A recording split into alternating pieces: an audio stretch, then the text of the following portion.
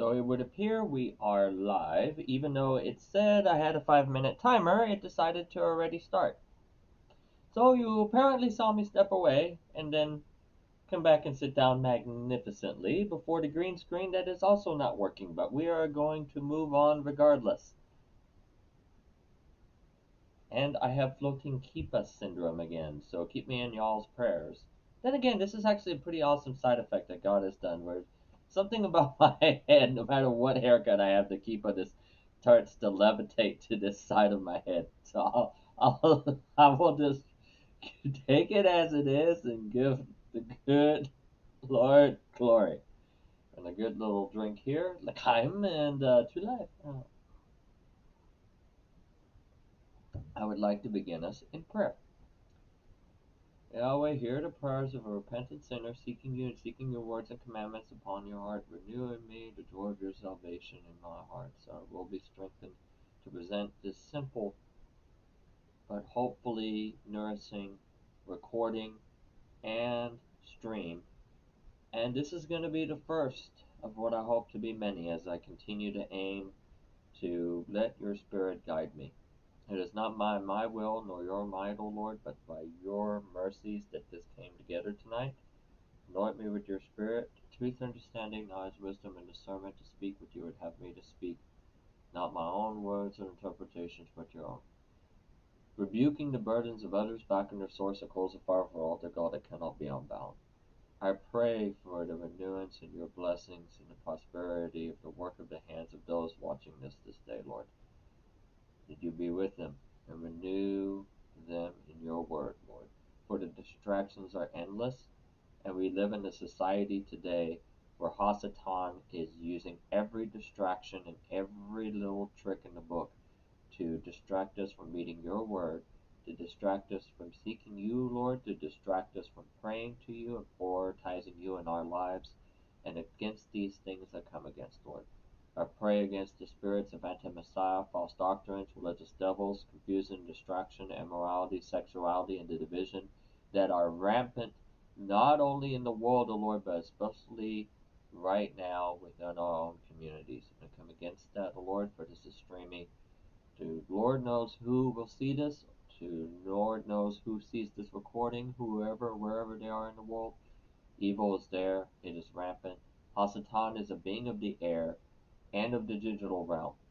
He knows his time is near. He is using those two realms to spread fear and lies and rumors and gossip to tear us apart and tear us against each other, Lord, and corrupt us. Lord, it not be so, especially not amongst those we wrestle against, the principalities and powers, not flesh and blood, Lord, but against principalities and powers, and even more so, Lord, I see it now going on at this time in this season, and I pray as well for this nation. I pray for the transition of leadership, if that is your will. No one knows what is going to happen these next 24 hours. Then again, tomorrow is never promised, and we don't even know what's going to be the affairs of the next day. But by your grace and will, you provide for the birds, how much more so those who believe and seek in you, O Lord.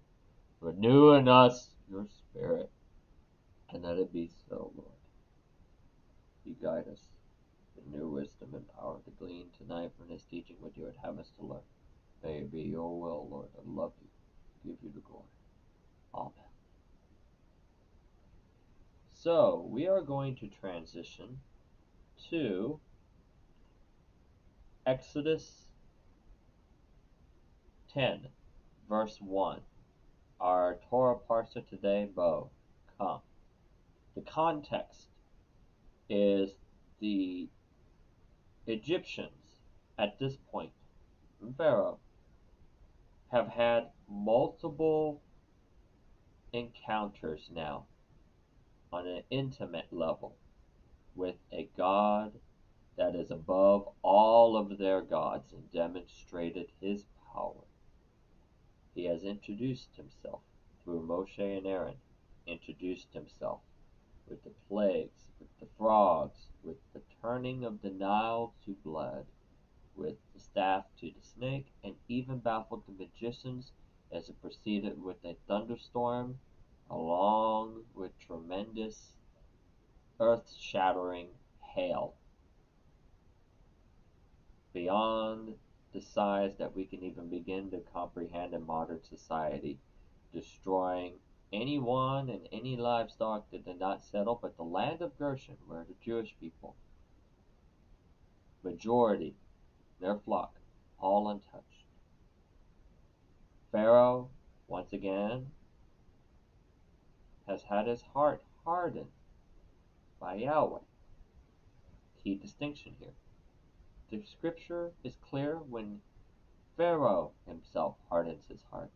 And then the scripture is clear when Yahweh hardens Pharaoh's heart, so as to continue to demonstrate his power and introduce himself to these Egyptians, as he proceeds in this week's Torah Parsha with what is going to be his next introduction. And so we have a context as well here that is crucial to understand as I demonstrate in the English and the Hebrew leading into this. In summary, to have a context, there are two things that are prevalent. One, in the Hebrew, which you lose in the translation to Greek to English, what have you, you have another key critical concept that I want to address, and that is that every name means something, has a meaning to it, has a placement there in Scripture for a reason.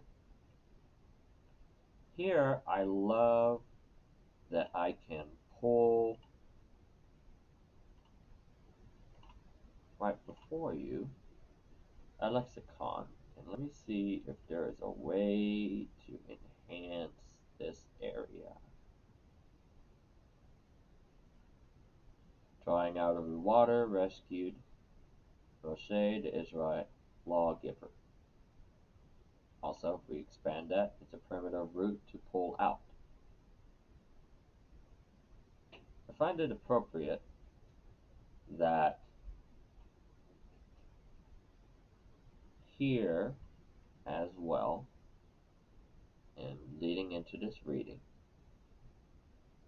that we have one other important context.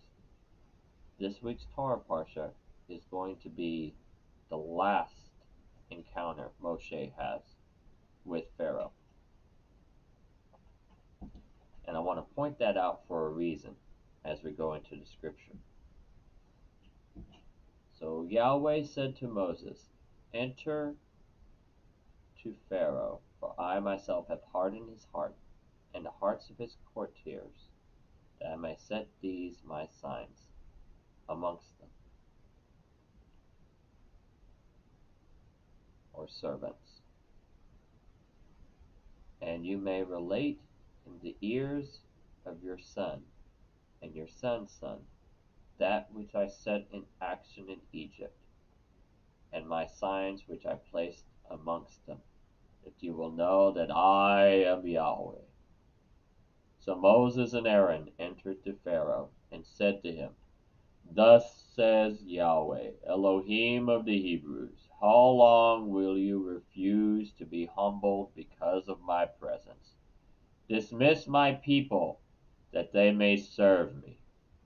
For if you remain a refuser to dismiss my people, behold me bringing the locust swarm tomorrow into your territory."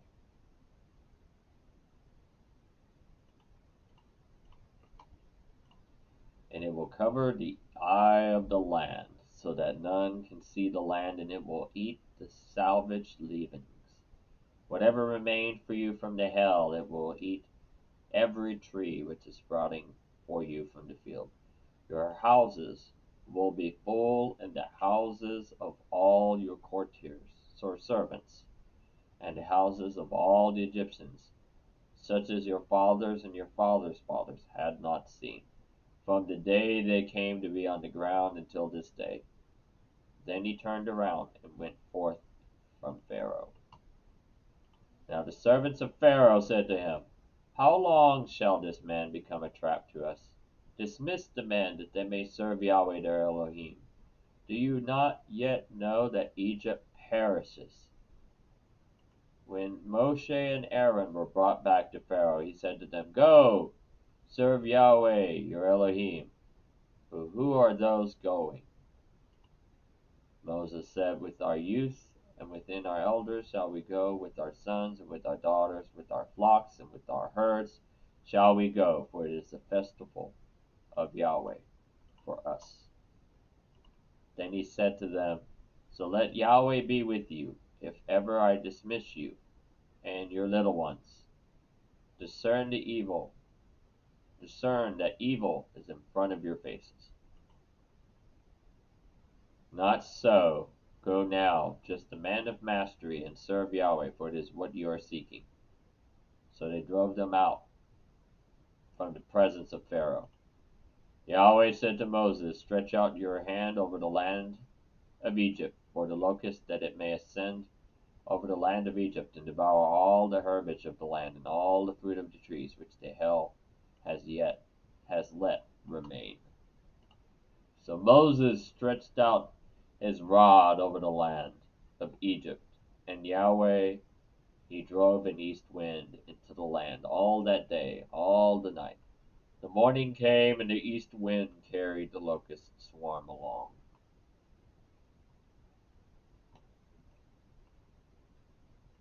Then the locust swarm ascended over all the land of Egypt, and it rested within the entire territory of Egypt, exceedingly heavy. Before it there had not come to be a locust swarm so great as it, and after it none came to be so. Now what I'm going to do is just adjust, there we go, lighting a little bit. It covered the eye of all the land, and the land was darkened, and it devoured all the herbage of the land, and all the fruit of the trees which the hail had left, so that no green at all was left on tree or on herbage of the field, and all the land of Egypt. Now Pharaoh hastened to call for Moses and for Aaron, and said, I have sinned against Yahweh your Elohim, and against you.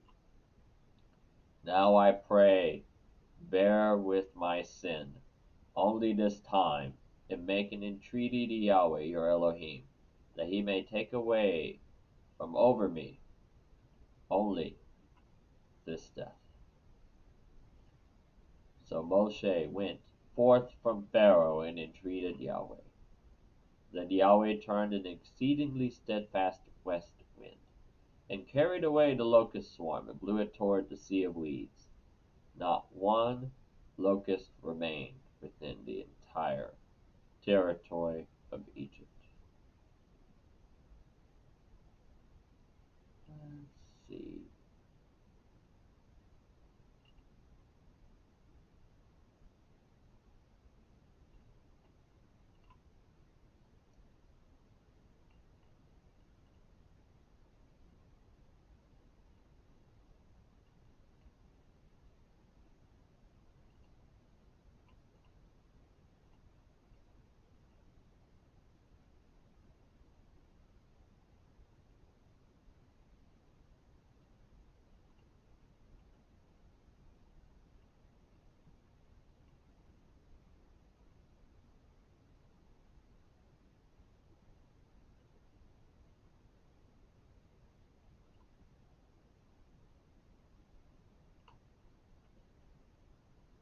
Different experimentations, only so briefly.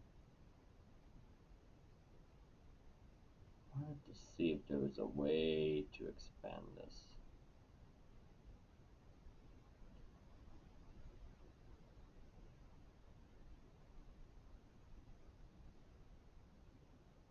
That's a little bit better.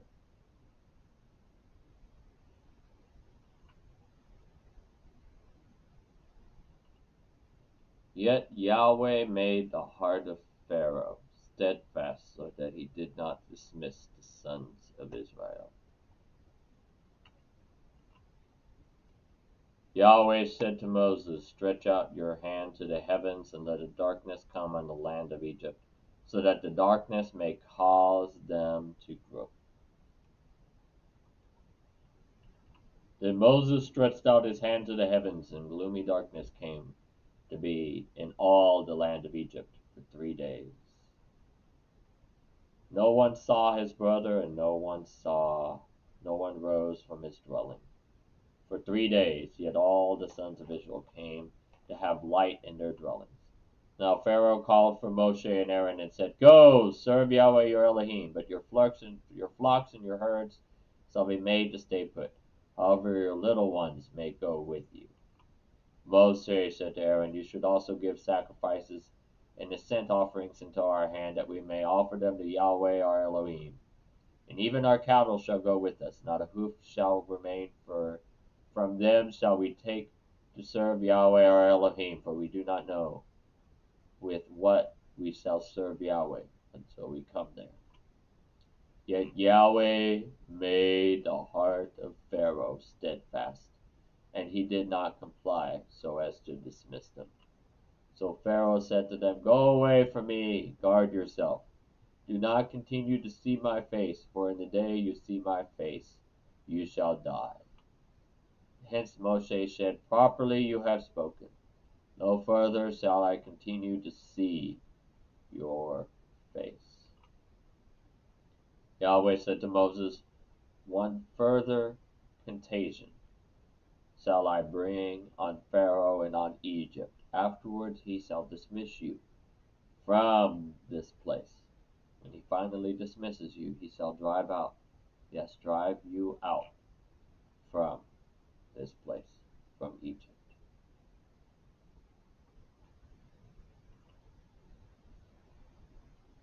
Oh, speak in the ears of the people that they should ask each man of his associate and each woman of her associate articles of silver and articles of gold and raiment.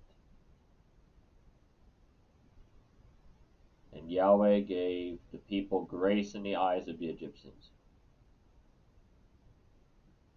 when they requested of them. Moreover, the man Moses was great in the eyes of the Egyptians, in the eyes of the servants of Pharaoh, in the eyes of the people.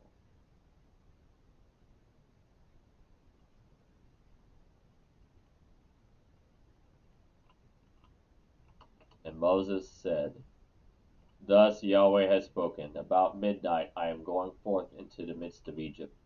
And every firstborn in the land of Egypt will die, from the firstborn of Pharaoh sitting on his throne, unto the firstborn of the maidservant who is behind the millstones, and every firstborn of beasts. There shall come to be a great cry in all the land of Egypt, such as has not encountered, and has not been occurred, and that such shall not occur again. Yet against any of the sons of Israel not a cur shall point his tongue out against a man, or even a beast, so that you may know that Yahweh is distinguishing between Egypt and Israel. Then all these servants will descend to me and bow themselves to me, saying, Go forth, you and all the people who follow in your footsteps, and afterwards I shall go forth." So he went forth from Pharaoh in the heat of anger. Yahweh said to Moses, "Pharaoh shall not hearken to you, so that my miracles may increase in the land of Egypt."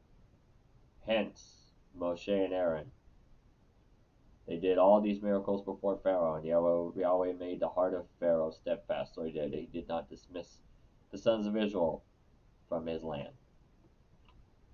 Yahweh spoke to Moshe and Aaron in the land of Egypt, saying, "This month shall be for you the beginning of months. It shall be first for you of the months of the year. Speak to the whole contagion, the whole congregation of the sons of Israel, saying, On the 10th of this month they shall take for themselves each man a flockling according to their father's house, a flockling for each household. If the household is too few for what comes from a flockling, then he and his neighbor next to his house. So take it according to the assessment of the souls, each one corresponding to his eating shall you assess with the flockling. A flawless flockling, a year old, shall you come to have. He lamb. From the he lambs, from the goats, shall you take it. And it will become a charge of yours until the 14th day of this month. Then they will slay it, every assembly of the congregation of the sons of Israel, between the evening hours, from sunset to sunset. And they shall take some of the blood and put it on the two lambs, and on the lintel, and on the houses in which they are eating it.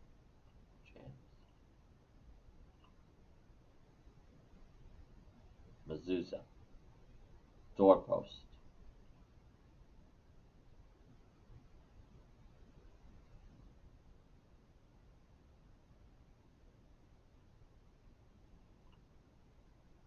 Fullness of the breast, also a moving creature, abundance, a wild beast.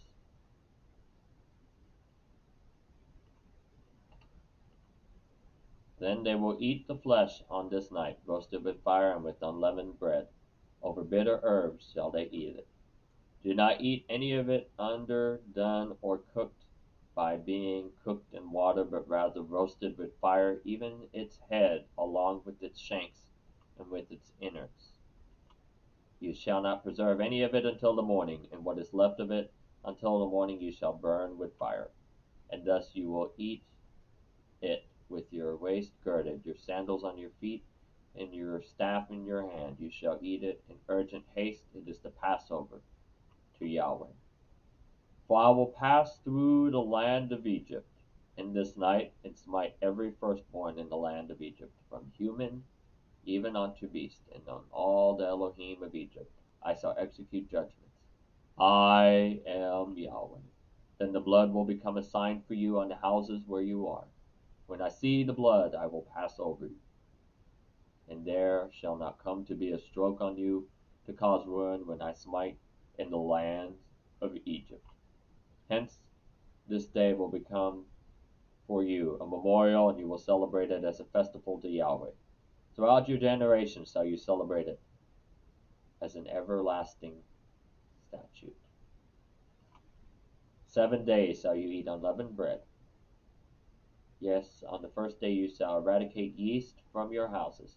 For anyone eating what is leavened from the first day unto the 7th day, that soul will be cut off from Israel.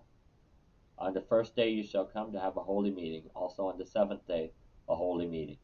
No work at all shall be done on them, only what is eaten by every soul, that alone may be prepared by you.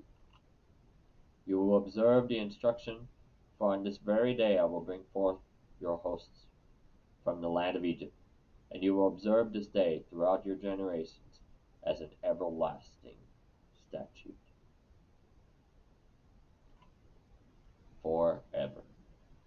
And in the first month, on the 14th day of the month, in the evening, you shall eat unleavened bread until day 21 of the month in the evening. For 7 days yeast shall not be found in your houses. For anyone eating leavened bread, that soul will be cut off from the congregation of Israel, both amongst the sojourners and amongst the natives of the land.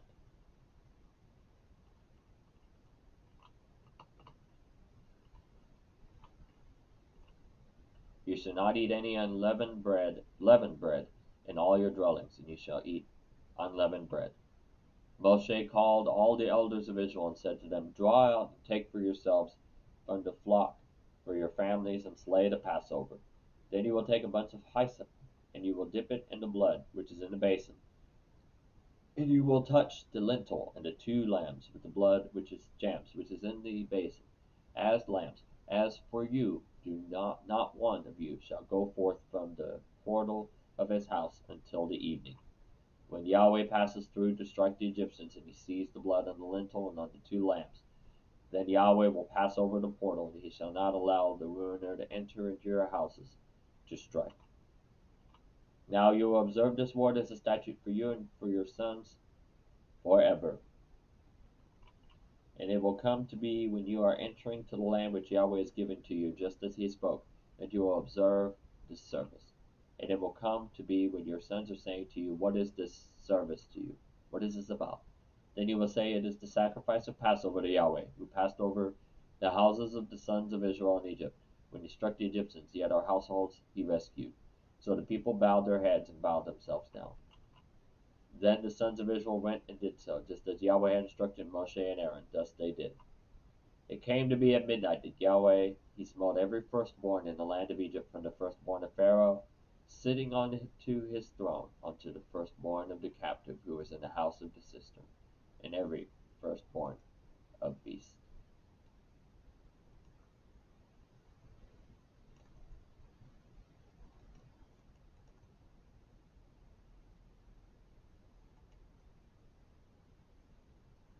When Pharaoh rose by night, he and all his servants and all the Egyptians, then there came to be a great cry in all the land of Egypt, for there was no house where there was no one dead.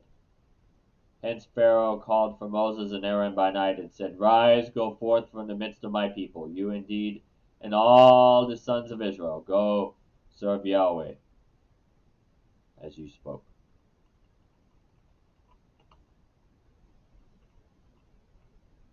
Moreover, your flocks and even your herds, just take just as you have spoken, and go.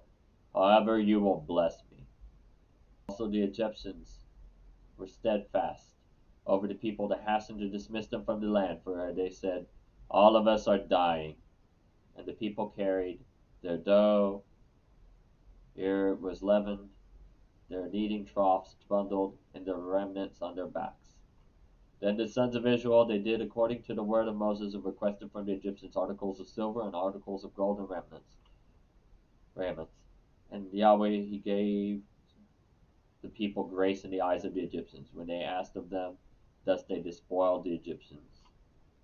The sons of Israel journeyed from Ramses towards Succoth, about 600,000 men on foot, those of mastery, besides the little ones.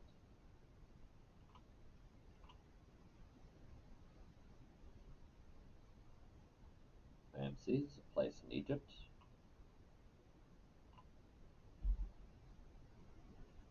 Succoth. Booth, name of a place in Egypt, and of 3 in Palestine.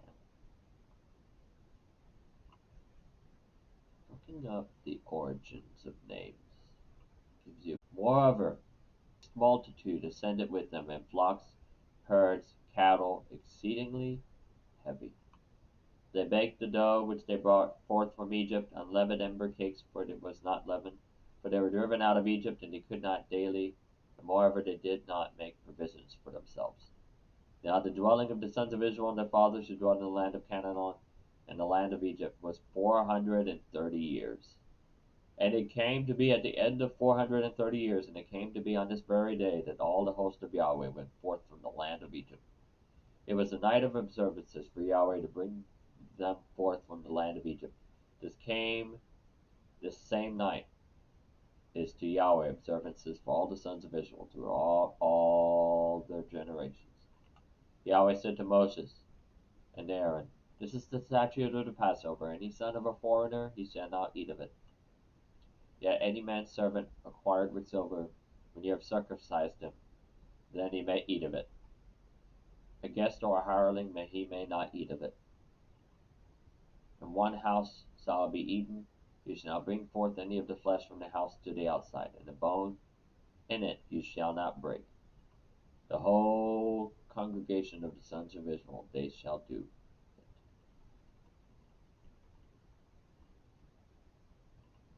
In case a sojourner is sojourning with you, and he makes a Passover to Yahweh, every male of his is to be circumcised, and then he may draw near to make it, and he will become as a native of the land. Yet anyone uncircumcised, he shall not eat of it. One law shall there be for both the native and the sojourner, sojourning in your midst. And all the sons of Israel did so, just as Yahweh had instructed Moses and Aaron, thus they did. And it came to be on this very day when Yahweh brought forth the sons of Israel from the land of Egypt with their hosts. that Yahweh spoke to Moshe, saying, Hallow to me every firstborn male, opening up every womb amongst the sons of Israel, amongst human and amongst beast, it is mine. Moshe said to the people, you are to remember this day on which you went forth from the land of Egypt, from the house of servants. For with steadfastness of the hand Yahweh brought you forth from this place. Then nothing leavened shall be eaten. Today you are going forth in the month of Abib. It shall come to be when Yahweh your Elohim shall have brought you to the land of Canaan, the Hittite, the Amorite, the Perizzite, the Girgashite, the Hivite, and the Jebusite, about which he swore to your fathers to give you, a land gushing with milk and honey. Then you will serve with the service in this month. Briefly, Hittite,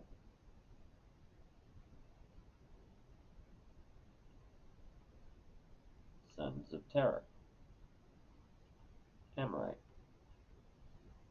probably a patriarch from the unused name derived sense of publicity, a mountaineer. Say, used with great gratitude. Answer, a point, a vouch, bid, boast, self, call, certify, challenge, charge.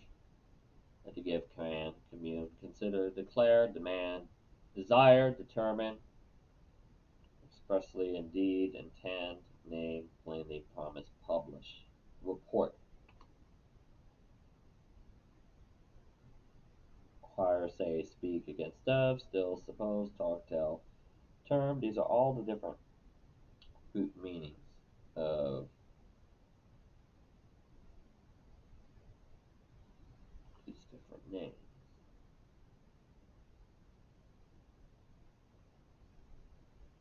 Threshing place.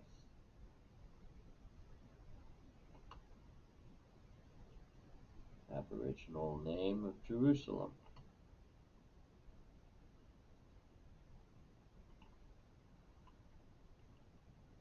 "7 days shall you eat unleavened bread, and on the seventh day there shall be a festival to Yahweh. Unleavened bread shall be eaten 7 days, and nothing leavened shall be seen with you, and yet no yeast shall be seen with you within your entire territory. Then you will tell your sons in that day, saying, It is for the sake of this which Yahweh did for me when I went forth from Egypt. And you will come to have this as a sign on your hand and between your eyes, for remembrance that the law of Yahweh may be in your mouth. For with a steadfast hand Yahweh brought you forth from Egypt.